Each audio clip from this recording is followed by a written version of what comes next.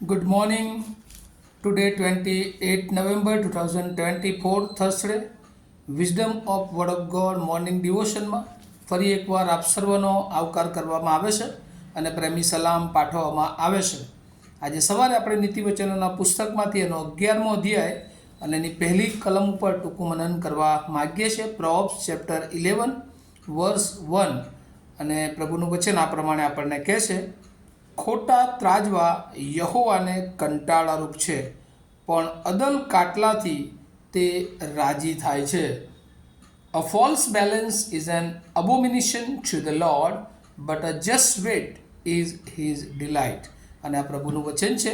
અને નીતિવચનોના પુસ્તક 10મો અધ્યાયથી 22મા અધ્યાય સુધી ખાસ કરીને જે વ્યક્તિગત પ્રમાણિક નીતિવચનો સુલેમાન દ્વારા આપવામાં આવે છે કે જે વ્યક્તિગત કૌટુંબિક અને મંડળીના જીવનને કેવી રીતે એક જ્ઞાની વ્યક્તિ તરીકે એ જીવન જીવવું જોઈએ એ સંબંધી ખાસ શિક્ષણ આપવામાં આવ્યું છે. અને આજે સવારે જે અદ્ભુત શિક્ષણ એ વ્યક્તિગત રીતે માણસના જીવનને માટે અને એનું જે શીર્ષક અથવા થીમ જો આપી શકાય તો ઓનેસ્ટલી ઇન બિઝનેસ અથવા તો જોબ, એટલે કે વેપાર ધંધા અથવા નોકરીમાં એ પ્રમાણિકતા હોવી એ ખૂબ જરૂરી છે. અને અહીંયા લખવામાં આવ્યું છે, ખોટા ત્રાજવા યહોવાને કંટાળારૂપ છે.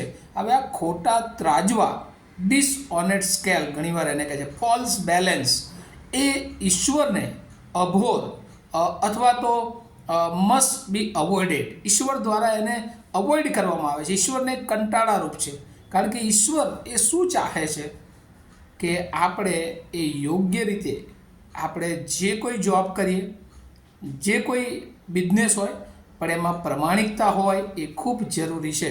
અને આ દુનિયામાં આપણે જોઈએ છીએ કે ઘણા બધા લોકો એ આવી રીતે ખોટી રીતે લોકોને છેતરે છે અને પ્રભુ એના વિરુદ્ધમાં છે. અને એટલે ખોટા ત્રાજવા એટલે શું કે ગણતરી કરવામાં, માપમાં એ જે હોય એના કરતાં વધારે અથવા તો ઓછું માપ એ બતાવનાર અથવા આપનાર, અને એટલે દગો કરનાર બીજા અર્થમાં.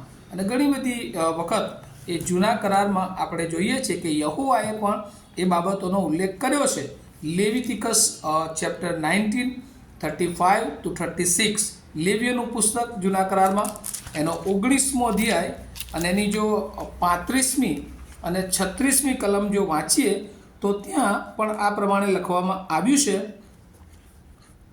લેવીએ 19, 35 અને 36, તમે ઇન્સાફ કરવામાં, લંબાઈના માપમાં, વજનના માપમાં કે કોઈ પણ માપમાં દગો ન કરો. તમારી પાસે અદલ ત્રાજવા, અદલ કાટલા, અદલ એફા તથા અદલ હીર હોય, તમને મિસર દેશમાંથી કાઢી લાવનાર હું યહોવા તમારો દેવ છું. અને અહીંયા પણ પ્રભુએ ખાસ ઇઝરાયલના લોકોને પણ એ સલાહ આપી હતી કે તમારામાં ઇન્સાફ હોય, તમારી પાસે લંબાઈના માપમાં એ એફા તથા અદલ હીન હોય અને તમે કોઈને દગો કરનાર ના હોય, તમારા માપના વજનમાં કે કોઈ પણ માપમાં તમે દગો ન કરો. અને આજે આપણે જોઈએ છીએ કે ઘણા બધા લોકો એ બિઝનેસમાં એ છેતરતા હોય છે. આપણા ઘણા બધા વિશ્વાસી લોકો પણ એવું કહે છે કે આ તો બિઝનેસ છે ને એટલે થોડું ઘણું આવું તેવું કરવું પડે. પણ ના વાલાઓ, જો આપણે પ્રભુના બાળકો છીએ તો આપણે એમાં પણ પ્રમાણિક હોય, કારણ કે એ બાબતો ઈશ્વરને ગમતી નથી.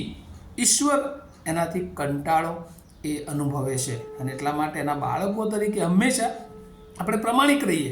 બીજું એક વચન જો જોઈએ, પુનર્નિયમનું પુસ્તક અને એનો 25મો અધ્યાય અને એની 13-16 કલમ. પુનર્નિયમ 25 અને 13-16, ડેટ્રોનોમી ચેપ્ટર 25 અને વર્સ 13-16.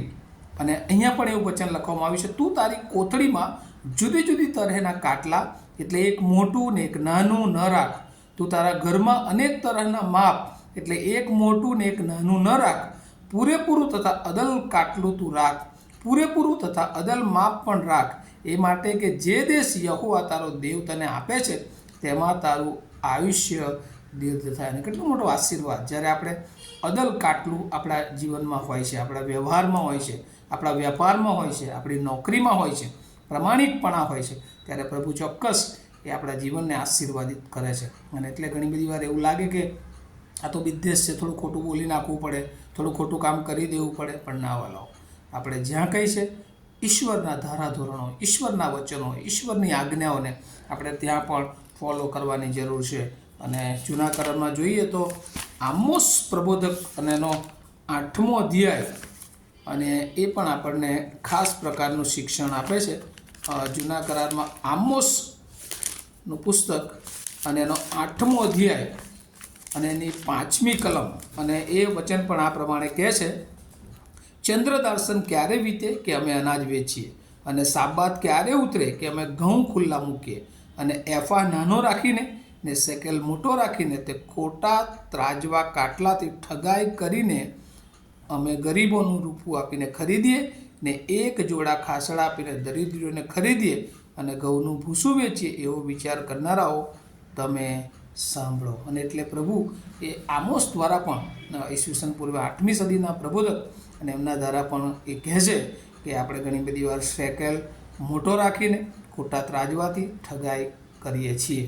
અને આપણે આપણા જીવનને પણ આ દૃષ્ટિકોણમાં મૂકીએ છીએ ત્યારે ઘણી બધી વાર આપણે પણ વહાલાઓ આવું કરીએ છીએ કે અન્યાય કરીને કોઈકની પાસેથી જો પડાવી લઈએ છીએ તો પ્રભુ એને ના પાડે છે. અને એટલા માટે એક ન્યાયી માણસ તરીકે, એક જ્ઞાની માણસ તરીકે પ્રભુ આપણી પાસે અદલ કાટલા, એક્યુરેટ વેટ, અજસ્ટ વેટ, અને એટલે એનાથી ઈશ્વર રાજી થાય છે. કારણ કે જ્યારે આપણે ઓનેસ્ટલી જીવન જીવીએ છીએ ત્યારે પ્લીઝસ ધ લોર્ડ, ઈશ્વરને આનંદ પમાડીએ છીએ. અને વાલાઓ, પ્રભુ આપણા જીવન દ્વારા એક અપેક્ષા રાખે છે કે આપણે હંમેશા પ્રભુને આપણા જીવન દ્વારા આનંદ પમાડીએ, આપણા જીવનથી પ્રભુ ખુશ થાય, કે જેથી કરીને આ પૃથ્વી પર પ્રભુ વધારે આપણને આશીર્વાદિત કરીએ. એટલે દુરાચારીનો માર્ગ, દુષ્ટનો માર્ગ, અન્યાયનો માર્ગ એ ખોટા ત્રાજવા બનાવે છે, પણ જે સદાચારી, ન્યાયી, પ્રમાણિકતાનો માર્ગ છે એ હંમેશા એક્યુરેટ વેટ, જે પ્રમાણે બીજાઓને બિઝનેસમાં હોય, વેપારમાં હોય, નોકરીમાં હોય, જે કાર્ય સોંપવામાં આવ્યું છે પ્રમાણિકતાથી કરનાર. વેપાર છે તો એમાં પ્રમાણિકતાથી વેપાર કરનાર ને પ્રભુ ચાહે છે. અને આજે સવારે પ્રભુ આપણને એના બાળકો તરીકે આ પ્રેક્ટિકલ નોલેજ, એ શિક્ષણ આપે છે કે આપણે ખાલી બાઇબલ વાંચીએ, પ્રાર્થના કરીએ, સેવા કરીએ એટલું જ નહીં, પણ આપણા વ્યવહારમાં, આપણા બિઝનેસમાં પણ પ્રમાણિકતા હોય, અને એ દ્વારા પણ આપણે ઈશ્વરનો એ આશીર્વાદ અને ઈશ્વરનો નમૂનો એ બીજાને પહોંચાડી શકીએ છીએ. આ વચનો દ્વારા એની પ્રભુ બહુ કૃપા આપણે સર્વને આપે. પ્રાર્થના કરીએ. અમારા જીવંત અને દયાળુ ઈશ્વર, તમારો બહુ આભાર માનીએ છીએ, કેમ કે ઘણી બધી વાર અમે દેખાવી પ્રમાણિક હોય છે, પણ અમારા વર્તનમાં, વિચારોમાં, કાર્યોમાં પ્રભુ ઘણી બધી વાર અમે અપ્રમાણિકતા, અમે ખોટા ત્રાજવા બની જઈએ છીએ. પણ પ્રભુ આજે સવારે તમે અમને કીધું છે અમે અદલ કાટલા બનીએ, અમે ન્યાયી હોય, અમારામાં પ્રભુ એ પ્રમાણિકતા હોય કે જેથી કરીને એ દ્વારા પણ લોકો તમારો નમૂનો લે. કેમ કે પ્રભુ અમે જાણીએ છીએ કે ખોટા ત્રાજવા તમને કંટાળારૂપ છે, પણ અદલ કાટલા એ તમને આનંદ પમાડે છે. ત્યારે અમારા જીવન દ્વારા, અમારા વેપાર દ્વારા, અમારા બિઝનેસ દ્વારા, અમારા નોકરી ધંધાઓ દ્વારા, અમારી કાર્ય પ્રવૃત્તિઓ દ્વારા અમે કેવળ ને કેવળ તમને આનંદ આપનારા બનીએ એવી પ્રાર્થના ઈસુ પ્રભુના નામમાં સાંભળો, તેનો સ્વીકાર કરો. આમીન. Thank you. Have a nice day to all of you.